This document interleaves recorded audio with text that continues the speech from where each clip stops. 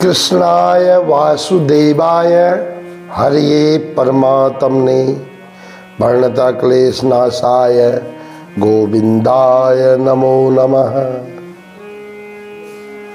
मित्रों, सबसे पहले तो मैं आपको दर्शन कराता हूं गोपी गीत के।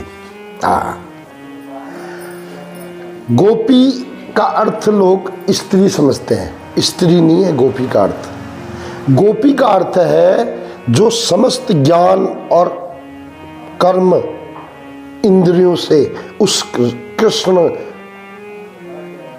का हो जाता है, कृष्ण पर ही अपने आप को समर्पित कर देता है, जैसा कि गुरुदेव भगवान की कृपा से मुझे पता चला।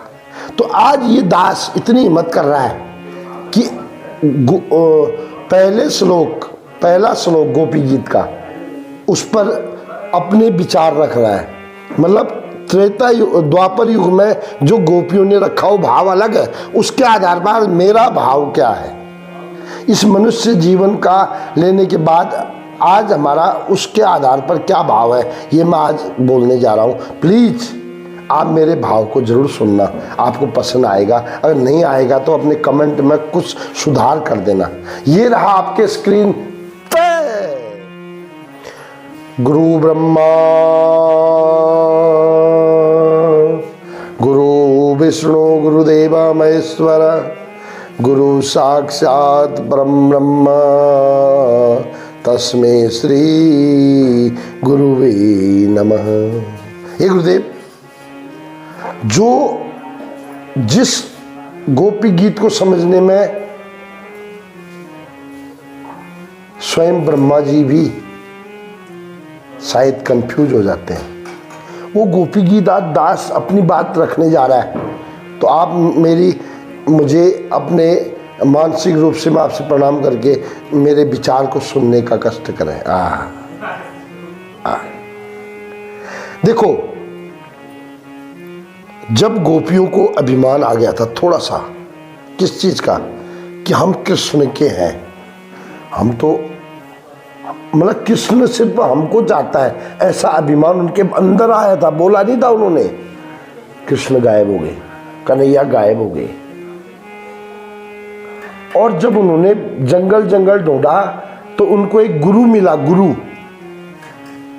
उन गुरु ने बोला वो कृष्ण जंगलों में ढूंढने वाला सब्जेक्ट नहीं है, उसे एक जगह पुकारो। तब गोपियों ने गीत गाया, उसे कहा गया गोपी गीत। अब पहला श्लोक में क्या बोला उन्होंने, जयति ते अधिकम जन्मना ब्रज। उस समय तो उन्होंने भगवान से ब्रज में जन्म लेने की बात कही थी, लेकिन आज दास क्या बोल रहा पता है, हे प्रभु, इस मनुष्य जीवन में गुरु कृपा से इस मनुष्य जीवन धारण करने के बाद इस कलयुग में गुरु कृपा से कृष्ण भावामृत मिला हुआ है हमको, तो हम उसको गंवा रहे हैं। अभी मैं भगवान कृष्ण से बोल रहा हूं कि गुरु दीक्षा मिलने के उपरांत भी मैं आपको खो दूं।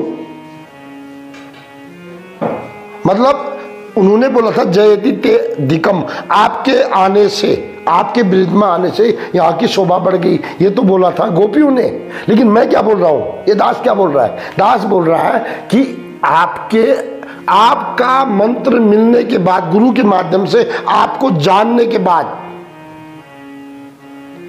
फिर भी मैं अहंकार में जी रहा हूं।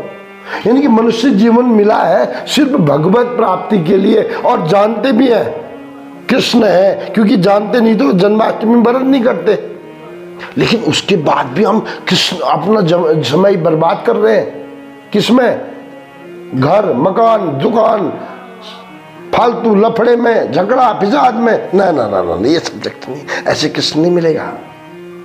आगे लाइन, शरीयत इंदिरा, उन्होंने बोला था कि जो बैकुंठ की लक्ष्मी है वो यहां पर आने लग गई सेवा करने ब्रिज में, और हम भी इस कृष्ण के भक्ति से लक्ष्मी माता आपके पीछे भागेगी, बोलेगी भैया बेटा कितना चाहिए तेरे को, क्या चाहिए, और भक्त बोलेगा मुझे कुछ नहीं चाहिए। ये भाव होना चाहिए। लेकिन हम क्या बोलते हैं, वृंदावन चलते हैं यार, मेरा लड़का नौकरी में लग जाएगा, मेरी लड़की की शादी हो जाएगी, मेरा ये हो जाएगा। अरे ये चीजें मत मांगो भगवान से, टाइम बर्बाद मत करो। कृष्ण चेतना कि मेरा मन, मेरे पांचों कर्मेंद्रियां, मेरी पांचों ज्ञान इंद्रियां उस कृष्ण की हो जाए, ऐसा भाव रखो। इस गोपी गीत में से ये मतलब है। ये कोई वो नहीं है, ये कोई गोपी गीत का मतलब गोपी नाची है कृष्ण के साथ, ये कोई रासलीला का मतलब हमारी तरफ बारात में नाचना नहीं है दोस्तों। ये एक जीव आत्मा एक परमात्मा से मिलन कर रही है, योग कर रही है। Yoga, this is called yoga. You try to know, if you are not understanding तो come to go to my गुरु जी के पास जाओ। आपको दो ही, एक कथा में आपका चकाचक जीवन हो जाएगा दोस्तों। एक बार जाके तो देखो। मैं ये कथा अपने पैसे कमाने या किसी अपनी पब्लिसिटी के लिए नहीं कर रहा हूँ, कम से कम भाव आ जाए, कोई बोले फिर मैं गुरुजी के पास भेजूँ उसको। और एक बार गुरुजी के सत्संग में जो आदमी बैठ जाएगा उसका जीवन चकाचक हो जाएगा दोस्तों, मैं बता रहा हूँ। अच्छा, दैत दृश्यताम दिक्षुदावका तो ही धीरता सौ तो अंग विचिन्नति। अब गोपियां क्या बोल रही थी, हम माना हमने गलती कर दी, देहाभिमान से आपको खो दिया, लेकिन अब हमें अपनी गलती का एहसास हो गया। प्लीज कृष्ण, हम आपको अब दर दर भटक रहे हैं, प्लीज आ जाओ। ये गोपियां बोल रही हैं। लेकिन मैं क्या बोल रहा हूं, मेरी बात सुनो। मैं ये बोल रहा हूं कि हे प्रभु, आपका गुरु मंत्र मिलने के बावजूद भी, मनुष्य जीवन मिलने के बावजूद भी, मैं एक आदमी की तरफ से बोल रहा हूं भी, मैं एक मनुष्य को रिप्रेजेंट कर रहा हूं। समझ लेना मेरी बात, नहीं समझोगे तो मत समझना। वो कृष्ण तो समझ रहा होगा, मैं समझ रहा हूँगा, मेरे गुरु तो समझ रहे होंगे। लेकिन याद रखना दोस्तों, मैं ये कहना चाहता हूं कि मनुष्य जीवन मिलने के बाद दर दर भटको मत। सिर्फ गृहस्थ आश्रम समाप्त हो जाए। अब बोलते गृहस्थ आश्रम सबसे बड़ा धर्म है, कितने बेवकूफ लोग वो है वो गृहस्थ। अरे कब है ये गृहस्थ आश्रम सबसे बड़ा, बताऊं? जब गृहस्थ में आप हर रोज 10% दान करते हो, हर रोज आपके घर में ब्राह्मण साधु खाना खा रहे हैं, आप प्याज लहसुन नहीं खा रहे हो, आप रोज भगवान को भोग लगा रहे हो, तब वो गृहस्थ धर्म उचित है साहब। ऐसे नहीं है कि खाली खाने बच्चों को पढ़ाने के लिए नहीं है। मैं ये बात बता रहा हूँ, हमारे सनातन धर्म में लोगों को इतनी जानकारी नहीं है। हर धर्म के लोगों को अपनी जानकारी है, लेकिन हमें अपने शास्त्रों की जानकारी नहीं है। कौन जानेगा? पढ़ो तो सही, एक बार पढ़ो तो सही। एक श्लोक में देखो ये पूरा दिन निकल गया आज, अभी तो 19 है। 19 श्लोक, जिस 19 श्लोक पढ़ने के बाद गोपियों ने साक्षात उस परमात्मा को खड़ा कर दिया था अपने सामने। खड़ा हो गया कृष्ण। आज भी हो जाता है कृष्ण। मेरे गुरुदेव कहते हैं कि वृंदावन में जाके अगर राधा कुंड कृष्ण कुंड के सामने अगर ये श्लोक अगर बार बार पढ़ा जाए और रो के पढ़ा जाए तो कृष्ण आज भी दर्शन देंगे, ये बोला उन्होंने।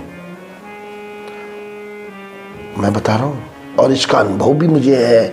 मैं नहीं बोलूंगा मैंने कृष्ण को देखा है, क्यों बोलूँ? मैं नहीं बोलूंगा, मैं क्यों बताऊं? आप बोलोगे कि हमें भी दिखाओ कृष्ण को। कृष्ण सबको थोड़ी दिखाई देता है, क्या बात कर रहे हो? दुर्योधन की सभा में भगवान कृष्ण ने विराट स्वरूप दिखाया, भीष्म पितामह खुश हो गए, कर्ण खुश हो गया और द्रोणाचार्य खुश हो गए। लेकिन उस दुर्योधन ने उतना विराट स्वरूप देखने के बाद भी भगवान को बोला इसको बंदी बनाओ, ये मायावी है। ऐसे आज के लोग हैं साहब, क्या बात कर रहे हो? जो भक्ति करता है उसको बोलते ढोंगी है, पाखंडी है ये। अरे बोलो, तुम्हारे बोलने से कुछ नहीं होता दोस्तों, लेकिन यहाँ का भाव देखो ना। शास्त्र की तो मानो। अब शास्त्र क्या बोलता है? तो यही धीरता सो, हम आपको जंगल जंगल ढूंढ रहे, गोपियां बोल रही थी। लेकिन मैं क्या बोल रहा हूँ? मैं बोल रहा हूँ देखो प्रभु, हमको गुरु मंत्र भी मिल गया है, हमको गुरु सत्संग भी मिल गया है, और ये बता भी दिया कृष्ण ने कि जो अनन्य भाव से मेरी सेवा करेगा मैं उसके घर का काम कर दूंगा। ये कृष्ण ने बोल भी दिया। फिर भी कहाँ जा रहे हैं हम? दुनिया में भटक रहे हैं, अलग अलग जगह जा रहे हैं। मुझे देगा मिलेगा, अरे कब तक भीख मांगोगे माय डियर? उस कृष्ण के पास चले जाओ, वो खुद आपके पास अक्षय पात्र लेके आपके सामने नहीं दौड़े तो जगदीश सिंह का नाम बदल देना। मिलते हैं किसी और प्रसंग के साथ सिर्फ 2 दिन बाद।